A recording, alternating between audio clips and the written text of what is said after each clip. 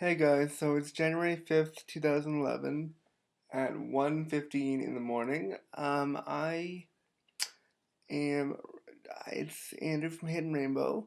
I um I know I haven't been around the past few weeks. I've been finishing up papers and trying to start writing my thesis, uh, which is taking me a lot longer than I had hoped. So I've been pretty busy with that, but I wanted to touch base with some things that I've been thinking about recently. The biggest one being that I wanted to talk about.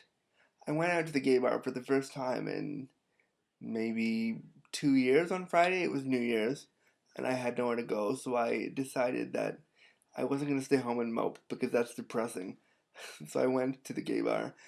And remember how we talked about, I don't know if I brought it up or if it was in kind of gay blogs. I will put his thing around here. If you haven't seen his videos, you should because they're awesome.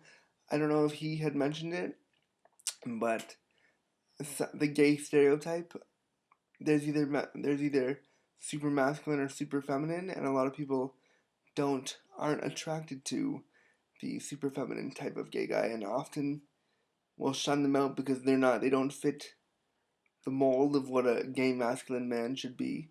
Well, I wanted to talk about that because technically, me being in a wheelchair, I don't fit that mold either. So I don't think it's fair. And I think many of us, and I have done this myself in the past, um, discriminate against feminine gay men because they don't fit the mold for us sexually. And I don't think that's very fair because I think it takes balls to be that fabulous, personally. Um, and I wanted to know what you guys thought about that. I mean, I understand that we all have our preferences, but I think that many of us are on these sites like Real Jock or Manhunt or whatever it is to look for something.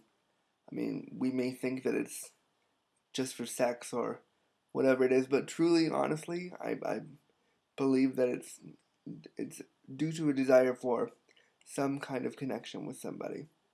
So if you want to connect with somebody and you automatically dismiss somebody that doesn't fit your mold, aren't you missing out? And isn't being gay supposed to be about equality and fairness and all that stuff that we keep hearing thrown at us like it's how we're supposed to be? And if that's true, and we want to be equal, shouldn't we include them? So I wanted to give a shout out to all the um, gay brethren who aren't super masculine and who have the balls to go out there and flaunt their stuff and put on a dress and do the drag shows and do all that stuff. I've done it. I make a very ugly woman, but I've done it. There's video of me doing it somewhere. I can pull it up for you if you really want to see. You don't, but I've done it, and it's hard, man. It's not easy to go out there in a dress. So I wanted to just take a moment and say that Hidden Rainbow salutes you, guys. I want you to know that you're fabulous, and I think that that section of gay male life is often overlooked and underappreciated.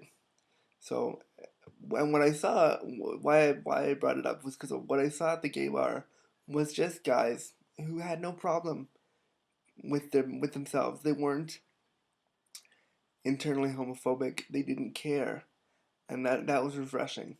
I think we need more people like that out there to break the mold. Like I said, every color of the rainbow needs to be represented, and I think that this is a color that is often dismissed by the hyper masculine, closeted gay man that's looking to somehow define his homosexuality through his masculinity. I mean, don't get me wrong, I really think that sometimes the muscle jocks at the gym are really hot, but at the end of the day, when they end up telling you the stories about how they can't accept how they're not out and they have a wife and kids, or how they're not out, but then they would never be with a queer or a faggot, or they use all those terms to describe people that are okay with themselves. So I just wanted to throw that out there, and I wanted to know what you guys thought, because I think that this is a a sect of homosexual gay life. Homosexual gay life, that is not what, that doesn't sound right. This is a subsection of, no, that sounds inappropriate. This is a section of gay culture that I think is often dismissed as almost like eunuchs by much of the community because they're so gay and so fabulous they couldn't also have a sex life, or they couldn't be, or they're not masculine enough to be included. I don't think that's fair. So I feel like I'm repeating myself, but I support you guys, and I want everyone that's watching this video to reevaluate what they have said in a post on a profile about about masculinity, and reevaluate how important that is to you, when really at the end of the day it does take balls to be a dude who is okay with not being so much a dude and just being themselves. So have a good night, guys. I'm done rambling. Peace.